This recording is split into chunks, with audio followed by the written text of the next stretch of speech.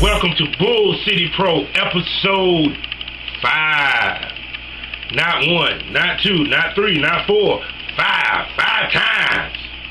Bull City Pro. Hey, how y'all doing this evening? We got a lot to get to. Like I said, this is going to be chopped up into 3 episodes. I'm going to do the episode for Thursday in 3 parts. Part 1 will be talking about North Carolina. Part 2 will talk about NWA and what's going on with that. And Part 3, WWE. So this is Part 1. So for all the promotions and the events that I will be announcing in these videos, scroll down to the description in the video and you'll see all the links. Please subscribe to my page. Please comment whether you agree or disagree. So like I said, also, we're going to have little commercial breaks a little bit, too. I'm going to add this week to promote the different promotions and stuff like that, as well as my beautiful wife's YouTube channel, Positive Outlook for BBWs. I think that's the name of it. But just look up Tisha Sweet Candy. She has a lot of great videos. Trust me, you love it. Plus, she's nice to look at. And I'm not just saying that because she's my wife. Okay? All right, now... Also this week, I'm about to get to the top 5, NC top 5, as well as the rest of the week. But first, we're going to begin with an event that went down last weekend. And I'm not going to be able to necessarily review it, but I am going to tell you the results, tell you what I think about it, and the highlights of the weekend, and that was Premier Wrestling Federation. There are 2 events over the weekend. So let me pull this up. It's called Saturday Night All Right for Fights. Yes, the highlight of that event was the ladder match for the G.O.U.G.E, so Jury Antana International Openweight title, which was at the time held by Joe Black. Well, we have a new champion in Reggie Reasons, who retrieved the title belt to become the 3rd champion. It was actually a ladder match, and it supposed to be between Jacob Hammermere versus Joseph Black. And the rule states that the person that retrieves the title belt wins the belt. So basically, which is funny because you've never seen any of the major promotions do that. I don't think, and I don't remember, but technically, if it's a ladder match and the winner retrieves the belt, so that means anybody should be able to climb the ladder and retrieve the belt. And I like the fact that PWF actually put that wrinkle in there because it's something that you never think of and never saw before. So I wish I was there to see that. Also, they had a singles match, which was Zane Riley versus the fabulous Frankie Fontaine, which turned into a tag match where Shane Riley and Frankie Fontaine defeated the LF Express.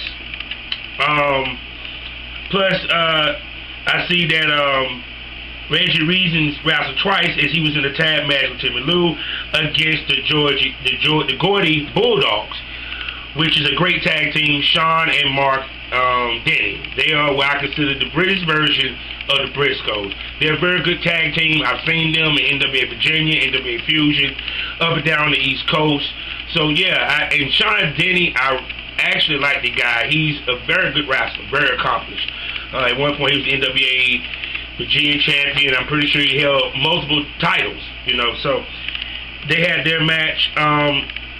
Plus, also, I just go down the list. We have the Legacy Cup return match. Number 2, which was Emmanuel Bodega defeated Jagger. It was a special tag team match, of course, what I just mentioned. The Militant Elite, Reggie Reason, and Timmy Lou Retton defeated the G.O.U.G.E Bulldogs, which I already said that. Legacy Cup rematch 1, Bobby Wolford defeated William Huckabee. William Huckabee is currently, I think still is, the NWA Continental Heavyweight Champion.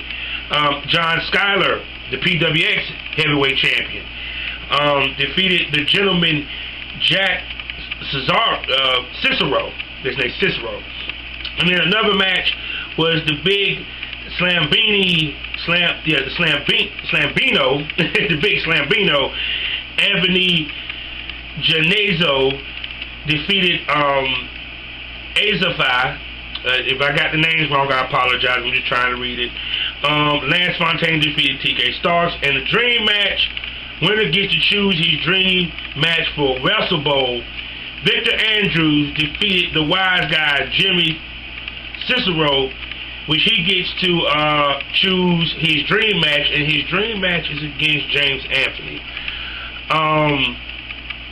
Like I said, this took place last Saturday at Mac Daddy's, and well, I'm trying to find where exactly the area. We're at Mac Daddy's in North Carolina. Like I said, if you want to see more, learn more, go to Pro Wrestling PWF.com and stuff like that. That was their Saturday night event.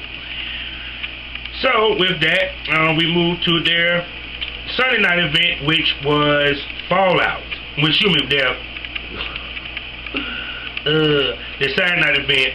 Then they came back with the Friday. They came with the Friday event, November 6th, which was Fallout. Which the highlight of that, honestly, was the fact that the Gordy Bulldogs won the tag titles, and in the same night lost the tag titles, which they defeated Victor Andrews to become the tag champs, which apparently he must have been holding both tag belts, and then came back and lost to the Expendables, Bobby Wolford and Frankie Fontaine in the same night. That is very interesting and stuff. I see they had C.W. Anderson had a match, as well as, and of course Joseph Black got their revenge. Actually got their Joseph Black went against, and Jacob Hammer defeated the militant elites via disqualification after Reggie Reason got involved. Zane Riley defeated John Schuyler. CWF Anderson defeated Lance Fontaine. Wise Guy Jimmy Cicero defeated Avante and Anthony Genazo. Fight for the Future. TK Stark defeated Dr. Jack Cesaro. They must have a whole family. And of course, like I told y'all about the PWF tag title situation. So their next event will be in December, which will be their tag league event, which will probably showcase some of the best tag teams around North Carolina, around the area. As the event comes closer, I'll definitely take a look, see if I can get the match list, who the team's going to be, and maybe even preview the event before it happens. So like I said, if you missed that event with PWF, I'm pretty sure you're kicking yourself, because it seemed like it was a very good event, and I'm pretty sure you need to check out their next event, which will be their tag league. So go, like I said, Premier Wrestling Federation, PWF. Follow them on Twitter, like their fan page, and they also got some matches up on their YouTube. So okay, now with that being said, we're gonna move on to CWF Worldwide. All right, ladies and gentlemen, CWF Worldwide. As I told you, as I broke news on Facebook that we have a new television champion. So, and it's Cedric Alexander. So with that being said, CWF Mid Atlantic started off with a somewhat Survivor Series type elimination match.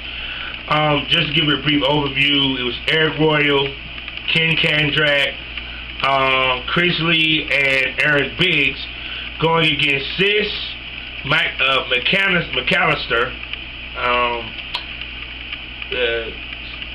CB Suave, who you might have seen on Anarchy Wrestling down in Georgia, and I forgot the last person that was on there. But basically, it doesn't even really matter because basically it was a squash match for the face team. Basically, they did have one person pinned, and all 4 people was eliminated and fast. So the highlight of that was Ray Kendrak addressed a guy who he defeated 4 years ago, who recently came forward and asked Mitch Connor, to be a part of the deathmatch portion of Ultimate Survivor, because he was attacked viciously by Eric Andrews. So Ray Kendrak told him, if you want that answer, you gotta see me face to face. I think next week we will get that face to face to find out whether or not he will be included. My prediction is that he will be, which is pretty cool, period. Now with that, we move on to the meat. Actually, the match of the week. Unfortunately, AML, did not have anything did not release anything this week. So I couldn't put it up against anything AML, but honestly, I didn't see nothing. I didn't even see anything on WWE can touch, honestly, and that says a lot. This was for the television title match, which was the champion, Chet Sterling, went against Ring of Honor wrestler, and probably one of the best in North Carolina, Cedric Alexander. Now, this match was good from beginning to end. It even had an overtime. And I have to say that Cedric Alexander has stepped his heel game up to iconic proportions. Even from the beginning, when Chet Sterling came to the ring, he was looking at the fans saying, "This is a white boy. He's a white boy leads the 2 Chainz." And then Chet Sterling comes back and said, "No, I'm not white. I'm tan." So, which was funny. I love that exchange. But the match was real good back and forth. Basically, Cedric Alexander basically states that, "Hey, I'm a TV guy. You see me on TV every week." So, and he played that heel persona to the T. Many of his mannerisms was heelish. All of it, actually. Like I said, it was actually, believe it or not, it wasn't a lot of flippy dippy as you would think when you see a Cedric Alexander match and a Chet Sterling. Cedric Alexander dominated it. I can say it was a back and forth match for the most part. I mean, very entertaining. They actually told the story, Chet Sterling showed me that he can roll with Ring of Honor. I can see him in a Ring of Honor ring. I can see him doing a Ring of Honor match. The selling that was going on. Actually, let me tell you how good this match was. There was a botch where Chet Sterling came off the rope and catch Cedric Alexander to do a hip, a arm toss. Well, they come off, he grab you by the arm, and then you toss him. He botched it. But the botch looked so good that it didn't even matter. That's how great the match was. When you can make a botch that noticeable and no one cares because the match was that good, I had to make that match of the week. I'm sorry. Hey, case closed. So, Chet Sterling had the match won, but it went to time limit because, television time matches have time limit, television time limit, which is 10 minutes. So, the fans are saying 5 more minutes. So you would think that Chet was going to say, no, it wasn't Chet. Cedric Alexander said, hold up. I'm a wrestler be on TV every week. I'm a star. No, I demand 5 more minutes. So, of course, Chet Sterling said, let's do it. As soon as he does it, he damn near knocks him out with a move. And he goes for the pin, and he doesn't get it. I mean, the match was close pinfall, but finally, Cedric Alexander did his signature. At one point in the match, he was on the floor, and you can. I like the way that I knew what he was doing, but if you never seen Cedric Alexander, you didn't notice that he had a wrench until the time when he just basically clocked Chet Sterling, and he knocked him cold. So he gets the pin, 1, 2, 3. Surprise, surprise. Cedric Alexander is the television champ. Now,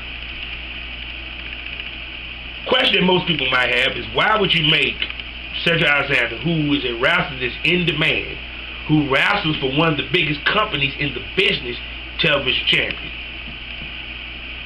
His promo explained it. Because I am the world's best, because I wrestle for Ring of Honor, because I am basically one of the best in the world, I just basically upgraded your television title to be the most important title in CWF Mid Atlantic. Call me the world television champion. Let me tell you something. That promo was fuck money. It was gold. It was gold. The fact that he was that arrogant, the fact that he said that, no. I don't care who else held this belt. This belt didn't mean crap until I had it. That's on some Jay Lethal shit. That's on some Ric Flair shit. Cedric Alexander is very ready. So, congratulations to him to win the television title. And two, what I liked about the ending itself, which was funny, is that normally when you see someone get hit with a foreign object, they're never carried out of the ring. They look dazed. They might look at the dude that hit them, but they don't.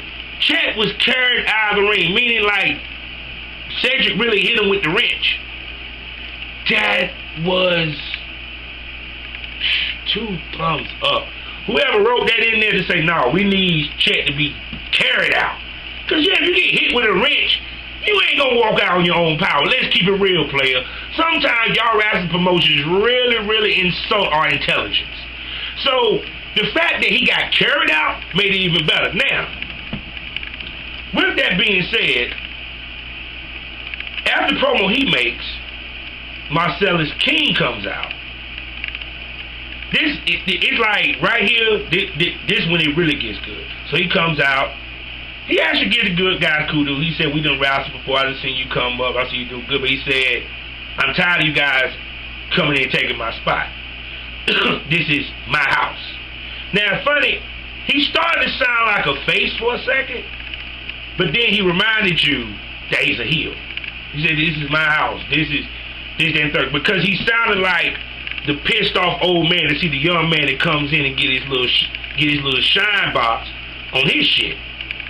So he just let him know, without saying too much, that I'm the man. Period.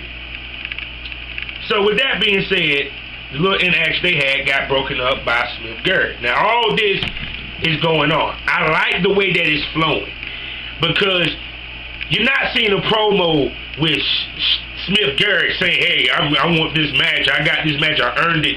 I'm going to take him on. I'm going to take the title. You don't see the promo where he's talking about where Marcellus. No. All those connected. You had Cedric Alexander saying his piece, saying, I'm the man here. I have the most important belt.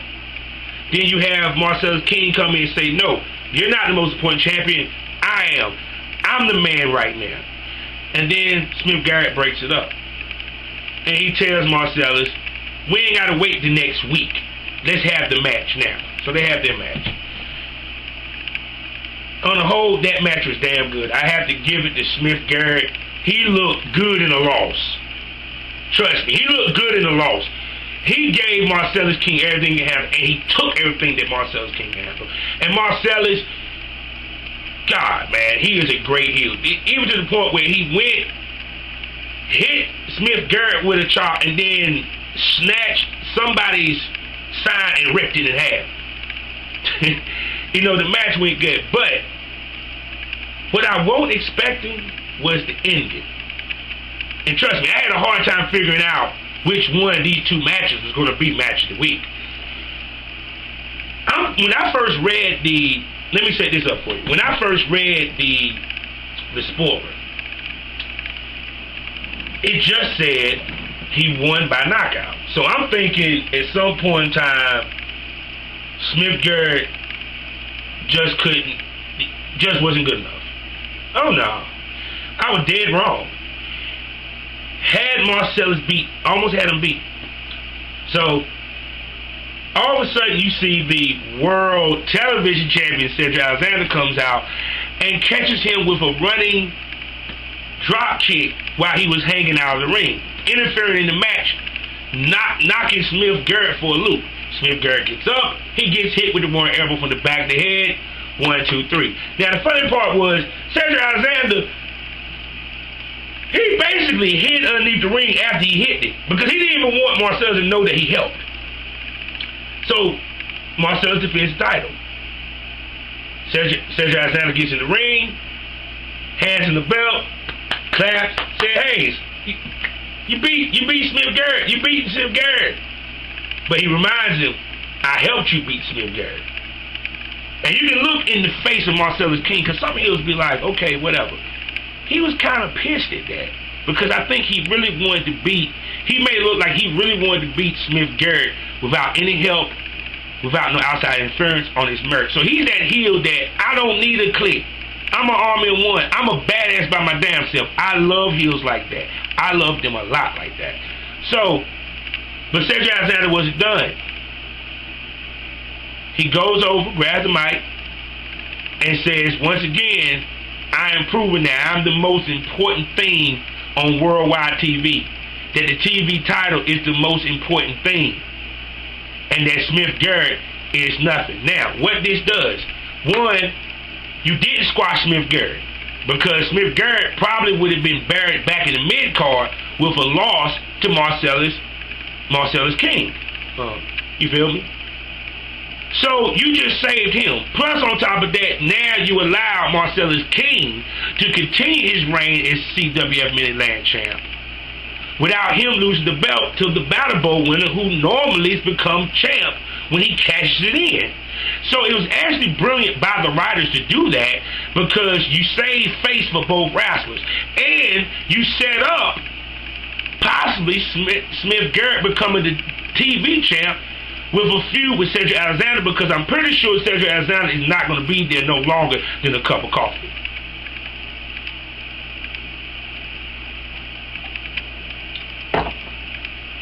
Let's shout out to my wife on that one. But anyway, so with that being said, CWF Mid Atlantic was great. I loved it. The next event is Ultimate Survivor. So what we're going to do, we're going to take a break. We're going to show you some of the matches, some of the stuff that's coming up, you know, some of the stuff that's coming up within North Carolina for pro wrestling. So I'm out to kick back, you relax, enjoy the music, enjoy the advertisements and everything about what's coming to you in your area of North Carolina. All right, see you when you get back.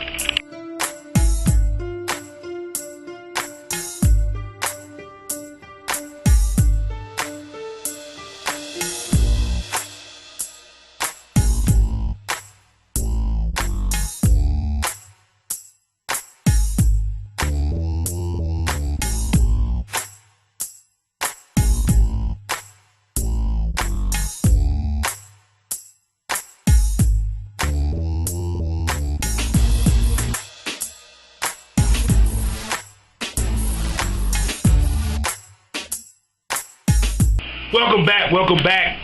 Now, we're at the portion of this part of the episode where we talk about the match of the week, which we talk about the top 5 and the wrestler of the week. And I'm also going to preview Ultimate Survivor. So first, let's begin with the top 5. Now, understand this. I don't know all the wrestlers in North Carolina, so I'm sorry if when I announce it on Facebook or Twitter, if I don't mention you in the top 5 or the honorable mention, please do not get upset with me. Like I always say, opinions are like assholes. Everybody got one. Just mine's the shit, you know. So how I judge this is off of eye test, the matches that I hear about, what I know of them, and what they're holding, period. So with that being said, that's how I judge the guys, period. For example, the reason why Caprice Coleman was number one, because he's the AML champion. Also, he has been hot. He has won every match he done had, and he done won a lot of matches outside AML. So that's another, Trevor Lee, he held the TNA title. He held Pro Wrestling Guerrilla. He's also up for the AAW heavyweight title three-way dance. You feel me? With Ethan Page and my boy Eddie Kingston. So this is how I judge it, period. It is subjective. If you agree or you disagree, please comment in the comment section. Comment on my Facebook page, Bull City Pro.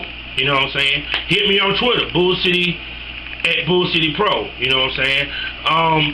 And like I said, you can hit me on Facebook, Bull City Pro W.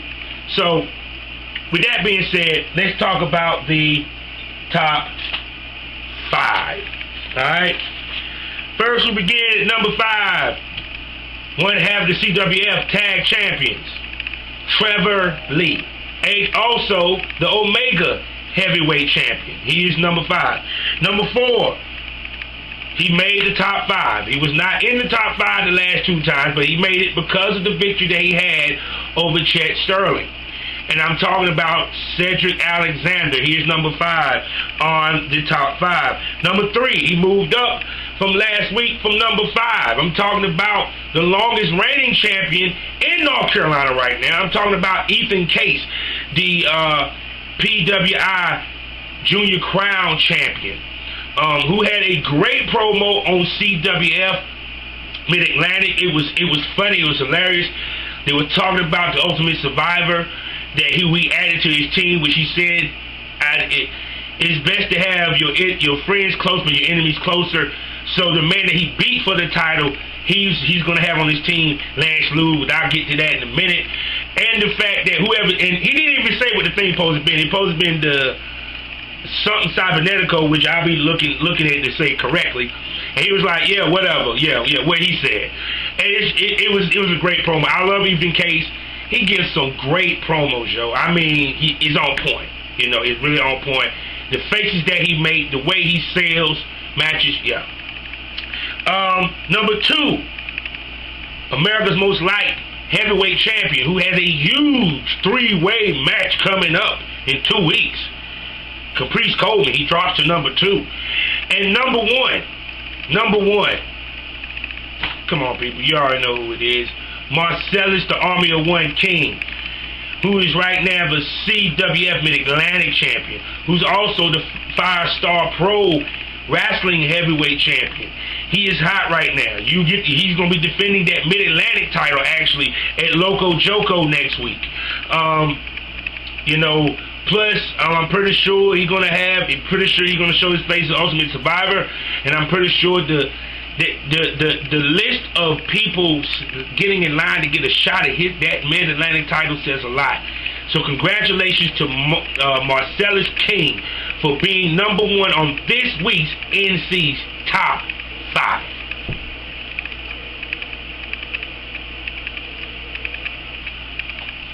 Okay.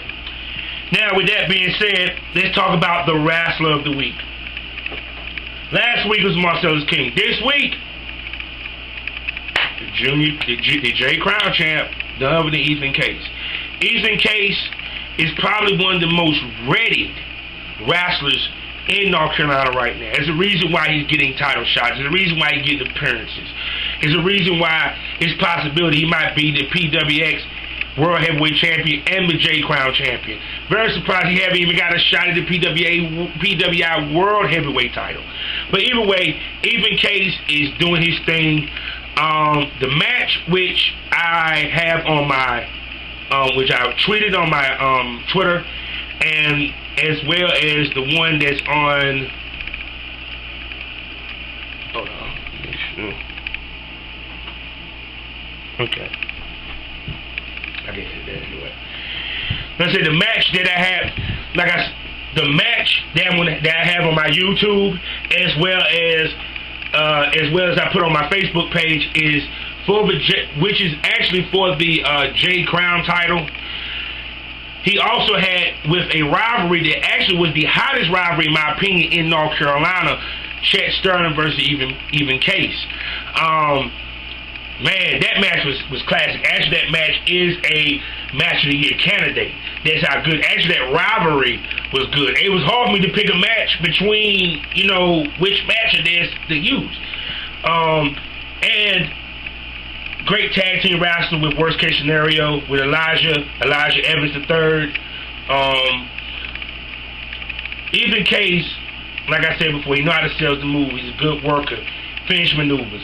And he is undoubtedly one of the most vicious strikers in the Mid Atlantic, man. I mean, the pop-up knockout is the hottest shit I've ever seen. I am sorry, it's 100% awesome. I gotta give it to Even Case, man. Your strikeability is amazing. He can go toe to toe. The match they had with Marcellus King, even though he lost that match, he still looked great that match because he was going toe-to-toe striking with Marcellus King. I hope them two end up having a feud.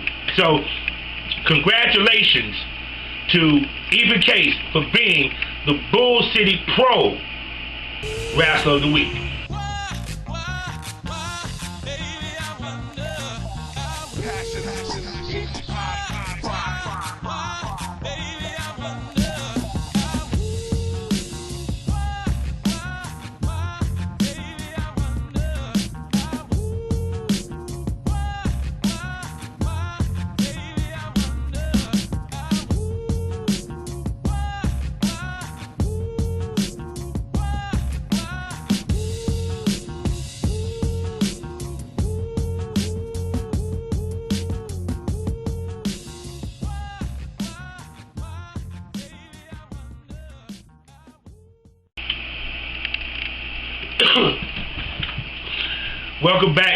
Welcome back from a little small break, and now we're gonna finish up the show with Ultimate Survivor. The Ultimate Survivor is CWF's one of their biggest events, and it's a Survivor Series type affair.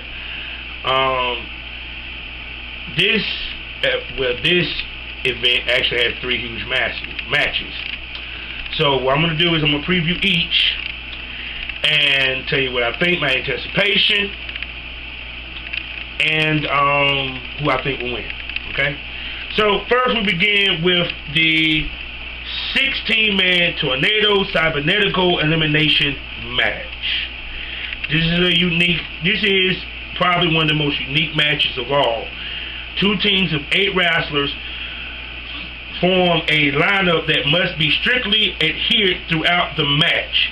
You can only tag out to your next teammate in the lineup, and eliminations can occur at any time. So that means you can only tag your partner, and you can get eliminated any time. That means you can get pinned outside. You can get it doesn't even matter. The action continues until there's one sole survivor. That's how you win. So, who's the teams? Well, the 2 team captains are Ethan Alexander Sharp and Ethan Case. Okay? Ethan Alexander Sharp's team is Darius Lockhart, Michael DeFury McAllister, and his tag partner, Sis, the female wrestler. That's who they have so far. The rest of the team will be announced on CWF Mid Atlantic Worldwide. They announced, I think, one this week, and then I think they're going to announce the rest of the team next week and stuff. The other team is, of course, Team Case, which will have Smith Garrett and Brad Attitude, and he announced that Lance Lou will be on his team. I forgot who Sharp said, so please forgive me. But you can find out by checking out this week's Worldwide. You feel me? 16-man elimination tag match. Never seen that before. That's going to be interesting. So my anticipation is a 10. Who I think is a win? Team Case. Let's move on. Like I said, because this match is probably going to be very wild, unpredictable, and crazy. But at the end of the day, I'm pretty sure Case is going to win. Alright? The next match is the 2 out of 3 falls triathlon match. Now, how this match works is each fall a wrestler will be added. First fall will be one-on-one. The next fall, tag team. The next fall, 6-man tag. How you win? The team that gets 2 falls out of 3 win. So you have, of course, the Mid Atlantic Tag Champions, which is Trevor Lee and Chet Sterling, the Aftermath, accompanied with the Rising League champ Jesse Adler versus Team All-Star with Coach Gemini. This match is going to be interesting because you have the Goon Squad, which is back for Coach Gemini. The last time we saw Chet Sterling and Trevor Lee together, they got beat up by the Goon Squad. So this is kind of a get back for them. Plus, which you will see next week, Jesse Adler had a match against Coach Gemini, which he beat Coach Gemini, with, of course, no help from Chappie. I swear Chappie's funny. So, this is kind of a revenge match on both ends. Participation level is 8. I know what each of these guys can do, and they can go. This is going to be a great match. Plus, this should set up a title match between Aftermath and the All-Stars, because I predict the All-Stars is going to win that match. Alright? Now, the final match of the night is the Cage of Death match. Now, the interesting part about this is that there's no doors. You don't get out on the door. You don't win by pinfall. You have to climb out of the cage. Period. Make sure that, because, you know, I could be wrong.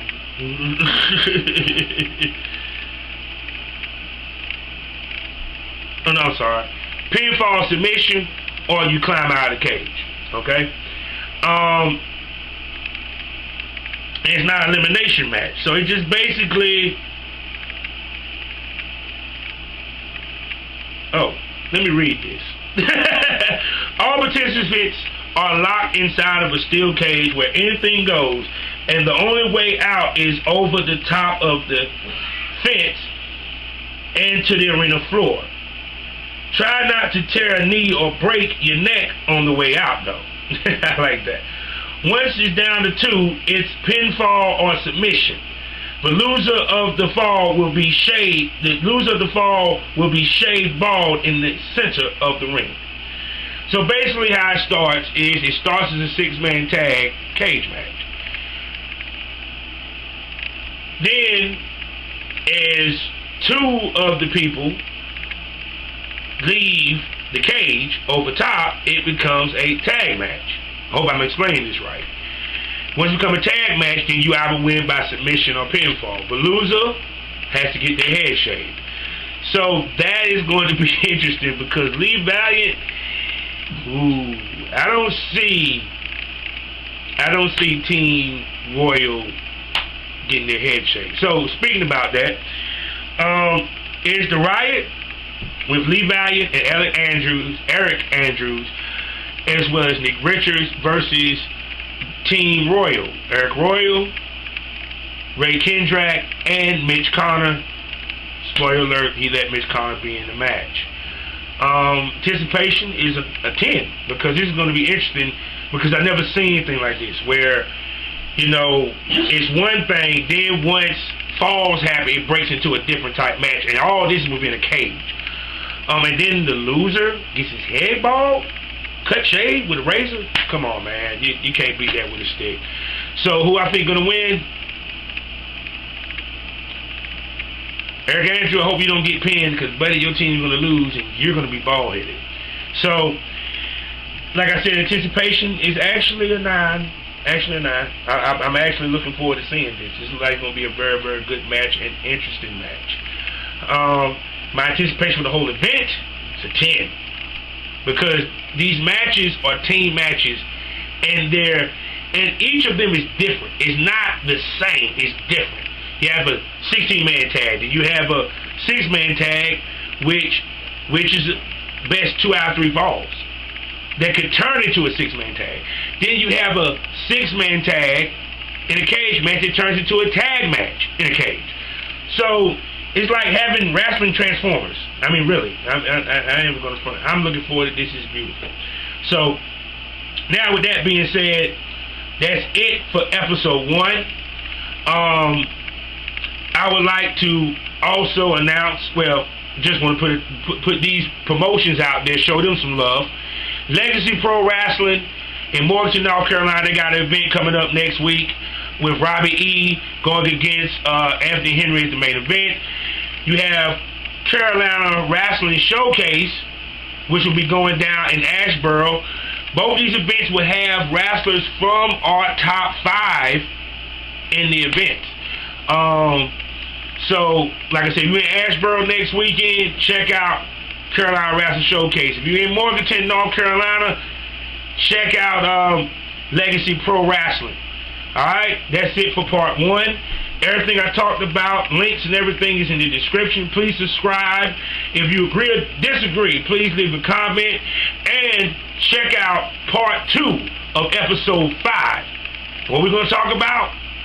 NWA. Alright, have a good one.